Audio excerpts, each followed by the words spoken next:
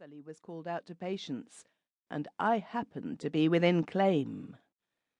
The man would make me most unhappy by describing in a low, even voice the procession that was always passing at the bottom of his bed. He had a sick man's command of the language. When he recovered, I suggested that he should write out the whole affair from beginning to end, knowing that ink might assist him to ease his mind. When little boys have learned a new bad word, they are never happy till they have chalked it up on a door, and this also is literature. He was in a high fever while he was writing, and the Blood and Thunder magazine diction he adopted did not calm him. 2 months afterwards he was reported fit for duty, but in spite of the fact that he was urgently needed to help an undermanned commission stagger through a deficit, he preferred to die, vowing to the last that he was hag-ridden. I got his manuscript before he died, and this is his version of the affair, dated 1885. My doctor tells me that I need rest and a change of air. It is not improbable that I shall get both ere long, rest that neither the red-coated messenger nor the midday gun can break, and a change of air far beyond that which any homeward-bound steamer can give me.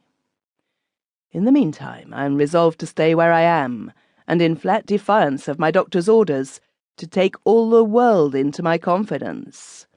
You shall learn for yourselves the precise nature of my malady, and shall too judge for yourselves whether any man born of woman on this weary earth was ever so tormented as I.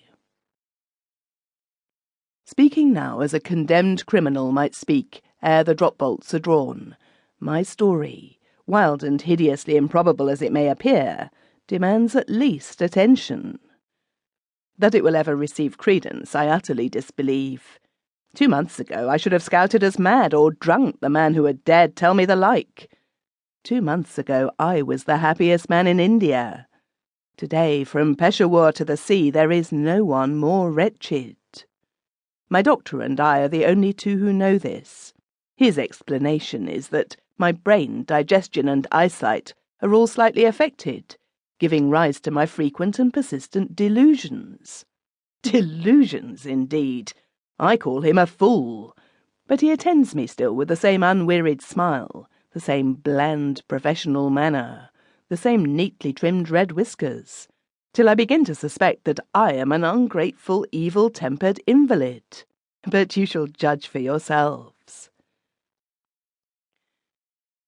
3 years ago it was my fortune, my great misfortune, to sail from Gravesend to Bombay on return from long leave, with one Agnes Keith-Wessington, wife of an officer on the Bombay side.